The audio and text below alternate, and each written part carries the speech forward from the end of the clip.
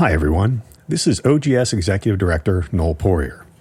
By following us on social media and being an OGS member, I know that you support the OGS's efforts to preserve, make accessible, and share genealogical resources, both at the Samuel D. Isley Library and online.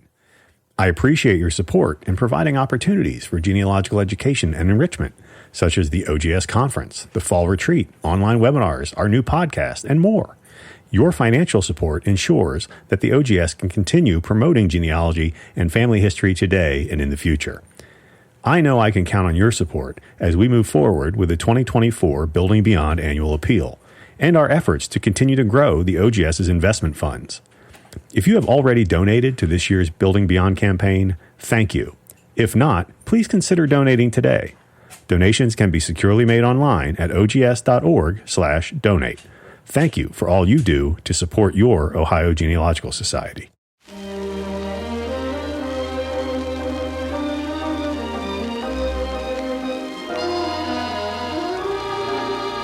Welcome to Ohio Roots, the official podcast of the Ohio Genealogical Society. Join us as we embark on a captivating journey through Ohio's rich genealogy, history, and abundant resources. Hosted by me, OGS Executive Director Noel Poirier, this podcast brings you insightful conversations with a diverse array of guests, from OGS members, chapter leaders, and staff to renowned genealogists, historians, and influential figures within the genealogical community. Each episode delves into fascinating topics and captivating stories. So grab your headphones, hit that play button, and join us on this enthralling journey of Ohio's roots.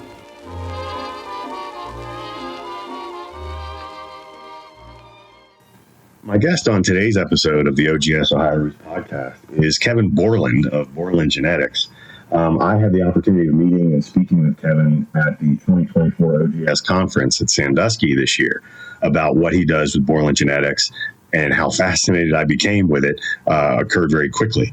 And so I think you'll really appreciate what Kevin and Borland Genetics is doing with DNA to help us as genealogists and family historians reconstruct our ancestors, which is such a wonderful term. So I hope you enjoy this episode of the Ohio Roots podcast. Well, I'd like to welcome to the Ohio Roots podcast, Kevin Borland of Borland Genetics. Kevin, thanks so much for being here. Thank you. Thank you for having me. Really appreciate it. I'm fascinated by this subject, as you well know, and I've been kind of trying to dig my teeth into it.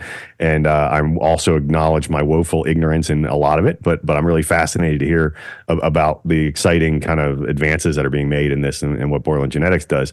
Before we get into it, though, I want to start with a question I kind of ask everybody, which is, how did you personally kind of get involved in genealogy in general, and maybe specifically into your own family genealogy?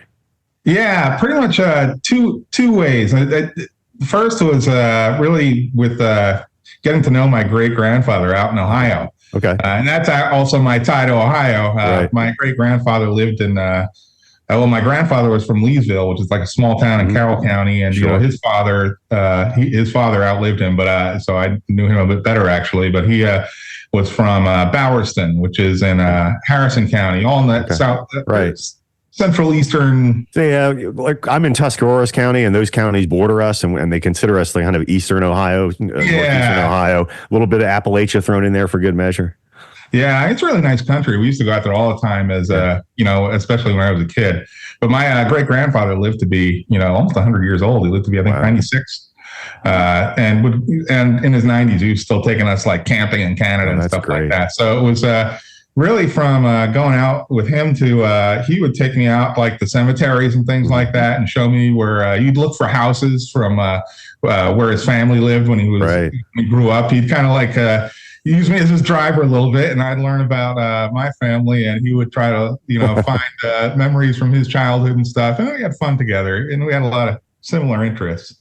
Later on, a cousin on my dad's mom's side of the family, when my father's mother died, I got to know him at the funeral. He's only a little bit older than me. But we hadn't really been in touch too much, that side of the family. And he was really heavy into genealogy and still is. And he's on the board of Borland Genetics now, actually. Oh, okay. But he got me started with the DNA stuff, really. Because I tested out of curiosity myself, and my mother and brother and a couple people when DNA testing really first became commercially available. through Ancestry anyway. I think it was probably available a little longer than that, but when I first heard about it, and so my father had died just before that, so I ended up starting the idea of Borland Genetics right around that time when, since he couldn't test, I was a physics major, and I very good at the math of this stuff. So I sort of subtracted out my mom from my DNA and subtracted out my mom from my brother's DNA. So what's left was, half my father that I got and half my father that my brother got. And then we merged them together. And then I reconstructed my father. And then my cousin Richard was like, oh, let's run with this. And he bought tests for everyone in the family, everyone on his side. And he's like, let's continue this process. Right. So explain to me, when you say you reconstructed your father's DNA, from on a layman's term here, explain to me how you do that. How can you possibly do that? So it's all mathematical. It's nothing to do with any artifacts or anything like that. Although that's an emerging technology as well, but not one that I'm involved in. So using the idea that we have two copies of each chromosome everywhere. So we have two chromosome number ones, we have two chromosome number twos, and we call them chromosome number one, but they're really a pair. Okay. So what we do is we use who we match on a chromosome or on a span of a chromosome, as the case may be. For my dad, I would have matched him on every chromosome because I inherited half my DNA from him. But we could do this with cousins or with whatever, based on what part of which copy of the chromosomes are shared. It's kind of like what we're doing is assigning an ancestor to the part that we share. For example, if I share a span of DNA on a certain chromosome with my cousin Richard, I know I got that through my grandmother because that's how we're related. So I can assign that to her. Got it. I also know something else. I know what I have on the opposite copy, since that's my dad's mom, must have come from my mom because I only have two parents. So, and we can make inferences like that. And the software that I developed takes advantage of those inferences and groups everything into DNA kits. Okay. So when you're doing this, you say it's all mathematical, right? It's like an algorithm that you've designed that I assume is proprietary, and you've been able to create this ability to match pairs of chromosomes or infer. Is that the word you used? It is a matching process. Okay, a matching process. Okay. But yes. Mm-hmm. Okay. And as a result, you can reconstruct the DNA of a relative who is long gone and you've never had their DNA. Right. Okay. That's correct. Wow. And what is the purpose of that? How is that a tool for people doing genealogy? Well, that's a good question because a lot of people say, well, is it going to match more people than I, and it's never going to be more than the sum of its parts. For example, the part of my grandmother I reconstruct, that from my own DNA, and then the part I get from my brother's, the matches that ultimately generates, the reconstructed kid is not going to be any more matches than I already have or my brother already has. Right. It's almost more like a filter. Okay. So that it filters all the, our match universe. If it matches the kit that we created for our grandmother, it's because it would have matched the grandmother if she tested it. It was on her side of the family. Right. There's also there's a couple other interesting elements to why doing it.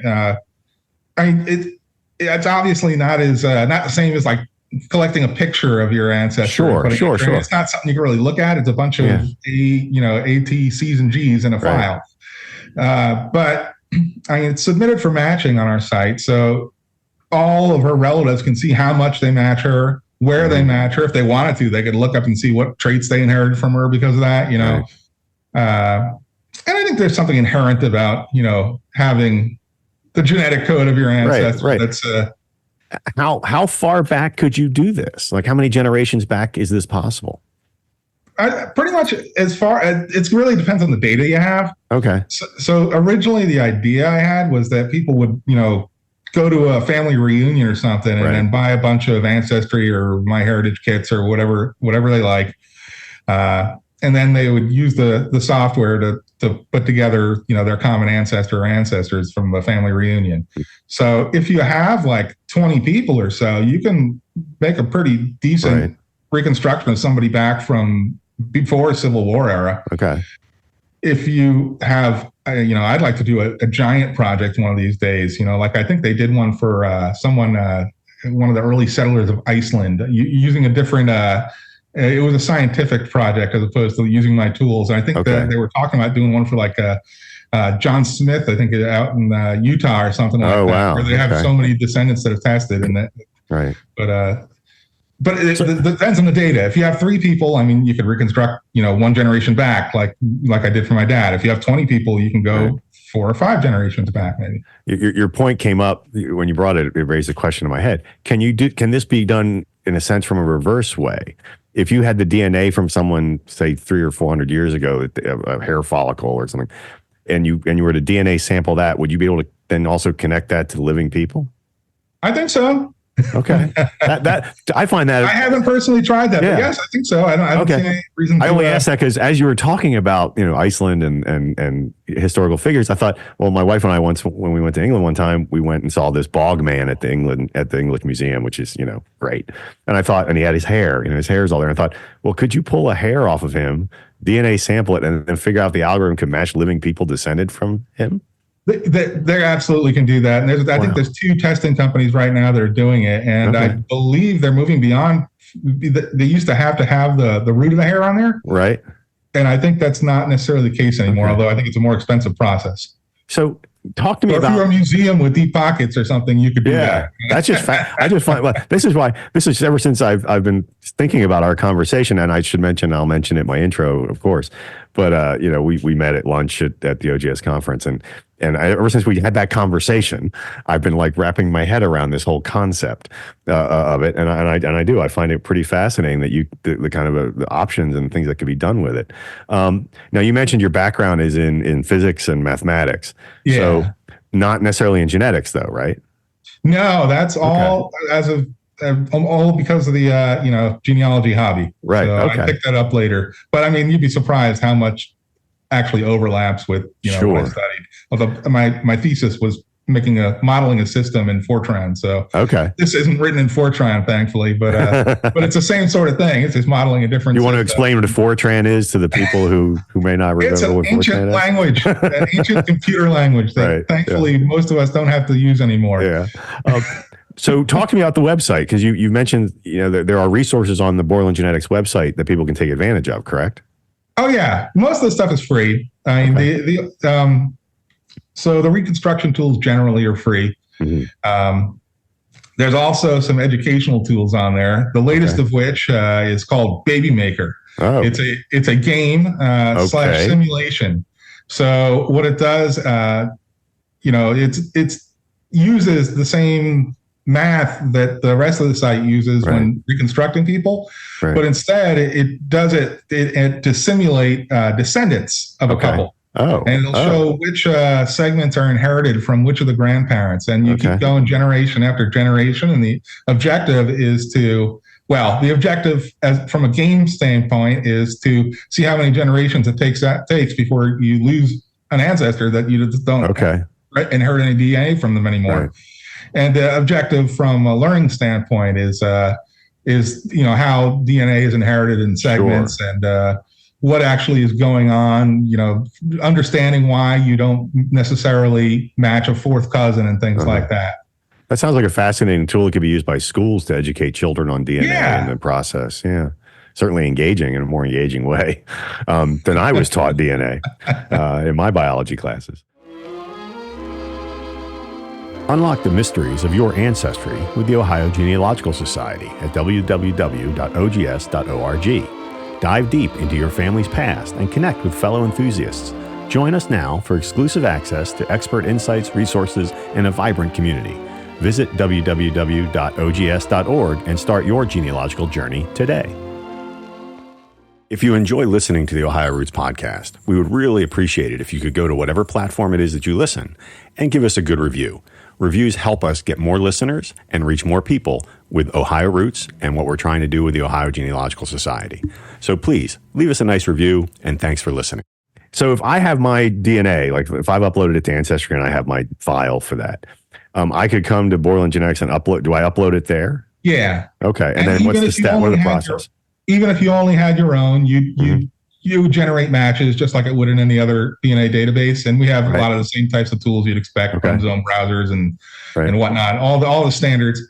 The interesting thing about your match list, though, is that since about half of the kits on our site are reconstructed kits from, made by users, about half your matches are going to be to deceased individuals that were created by this process. So you are actually going to have matches that you don't have on the other sites, but it'll be for a different reason.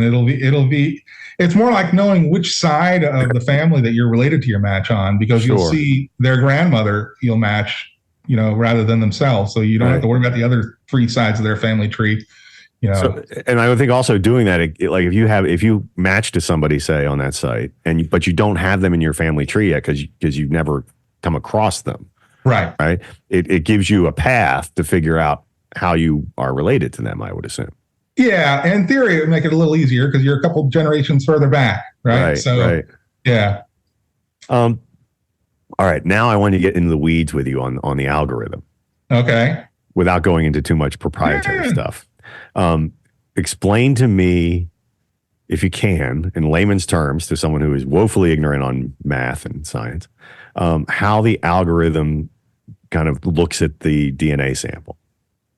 Okay, so there's 2 sort of major algorithm types going on here. Okay. One is the big picture sort of algorithm, and we have an automated system called the Creeper. And that's like it's a mild form of AI. Mm-hmm. It's not the same as like ChatGPT or something. It's very specific skill-based AI that has certain skills.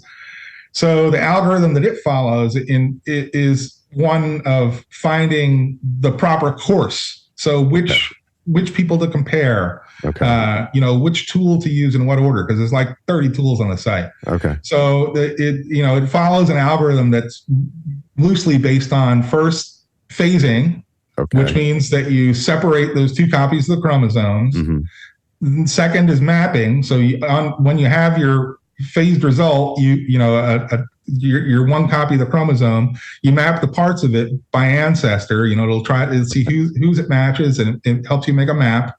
Right. And then the third out of 4 is extraction. So you kind of use that map as a cookie cutter to chop out the portions from the phased DNA file into your target file, if you want to call it that. What's going to represent your ancestor in the end. And then the 4th part of that algorithm is merger. So taking the part, because you're going to have more than one donor in your project. Sure.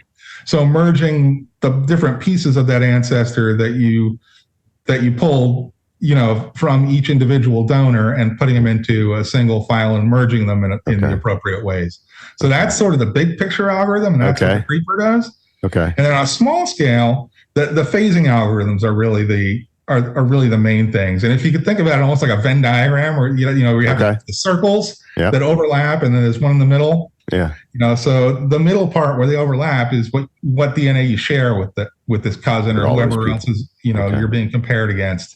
So if you know the reason why I'd say you, but the automated tool also, it asks you questions about your family and links and helps you build a family tree on the site. Right. So it could predict which of your ancestors that shared part is, and then it'll infer based on based on that Venn diagram idea that what's on the one side, what I have that my cousin doesn't have must be on my opposite parent's side, and it'll use that to reconstruct my opposite parent. And at the same time, it uses the other piece of data too.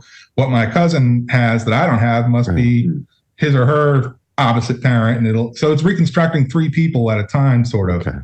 I envision it as like this kind of, like once it gets going, it just kind of just starts to spread out and populating. The projects can get big, but it's a lot of user interface, though. Okay. They are. It actually talks. So I mean, it's like a verbal. You don't have to listen to it. You can turn your volume down, but it talks to you, and it's also written on the screen and stuff. Okay. And it can it's almost like a choose your adventure type of thing, because it'll ask you, we could do this next, and let's have fun with colors. Let's make a map for this person. And, so it's trying to teach at the same time as it's accomplishing its goal too. How many people have used the site so far? People, I'm not sure. How many DNAs? I think we're approaching 20,000 DNA kits now. Wow. All right. Ratio is about half reconstructed to. I call them factory kits. That's for the actual people who tested. Okay. So you call them a factory kit is what you call the real people? Okay. Yeah. And then the other ones are what again? Just reconstructed kids. Just reconstructed kids. If somebody wanted to learn more about Borland genetics and how they can use it in their genealogy, what would you recommend? How do they do that? Our Facebook group. Okay. Because when you sign up for the site or anything like that, we got to take emails and stuff because it's a secure site and you have to log in and keep the session and all that. But we don't send anything except like 2-factor verification codes through that email. Or I suppose if we had to, some type of announcement or something like that. But we don't do any sales stuff there. Okay. All of our communication about new products, about anything like that, about how to use the tools, customer support. Okay. We handle most of that through the Facebook group, and that's just Borland Genetics Users Group. Okay, we'll make sure we link to that on the episode. That'd be great. All right, what's in the future for this then? Where are you going to where are you going to take this? Well, I'm working on some new stuff. Okay. A lot of it is the ability to process things more quickly and with a little less interface. Okay. So being able to have, making the creeper smarter for one thing. Okay. And requiring less input instead of asking you how to build trees, maybe building the tree itself. Okay. I'd like to see integration with other types of stuff because right now we're just a DNA site and it would be neat if we could integrate records and things like that at some point. And I'm working on also integrating like a generative AI model into it. Okay, I was going to ask you about. I don't know if your listeners don't know what that is, that's like the ChatGPT thing and all. Sure. So actually having it generate something. So having the current AI, which acts more like Uber, like finding the best path to achieving your goal, finding the driver, finding the nearest the fastest route once you get the driver and stuff. Having it also have that element of creativity, so it recognizes patterns and how people are using the site and how specific strategies for reconstructing ancestors or for doing other things. I just tell you, every time you say it, I find the term reconstructing ancestors is just a fascinating concept in general. Do you know? Because as a historian, I try to reconstruct my ancestors through words, right? And through facts. And so the idea that I could reconstruct my ancestors' very being, in a sense, through this process is fascinating. And that's another thing too. I mean, because we want the site to tell a story. So in addition to being, some DNA sites more than others are, more like lists of numbers and emails and names of your matches and things like that. Yeah. Whereas, everyone in this site is encouraged to upload a picture as part of the profile of their ancestor. You can put a bio in there. And I want, when people find a match on the site, I want it to be almost more like they found somebody on Find a Grave than on a DNA site. Because it is. I mean, you're finding deceased relatives, right? Right. So there should be enough information there, ideally, for you don't have to, like on other sites, you don't have to message the user, right? The ancestor is not going to answer, but instead, go ahead. Sorry, Kevin. Go ahead. Just look up in the census. If there's enough information there, your match is in the census probably. Every time you say something, it brings another question to my mind. In doing this process, in reconstructing my ancestor, and knowing what traits are coming from them, right? How deeply can you nail that down? I mean, can you nail that down to hair color? How much can you reconstruct, in my mind, the physicality, what I think my ancestor may have looked like? It depends on what parts are reconstructed, because where physical features and things like that, or any other features are located on the genome, it seems almost seemingly random. Okay. So it depends, it is my father's eye color, for example, happened to be on the 70-something% of them that we reconstructed. Right. Depends which part my brother and I inherited. Right. That. So the answer sort of depends on what you've got and how much you've reconstructed. And also there's two ways to measure like your success with this, right? Right. One is like just simply what percentage of the genome you've reconstructed of your ancestors. So if you've reconstructed 50% of, the segments that would have comprised an entire both copies of every single one of their chromosomes, Sure. right? And you can measure that in centimorgans, right? You could say, that's our statistical, that's our length unit for DNA. So if the total possible was like 7,600 and you've reconstructed enough segments that would constitute, 2,000, then you could come up with a coverage percent, you call it, of what amount of your ancestor genome but there's also a resolution aspect.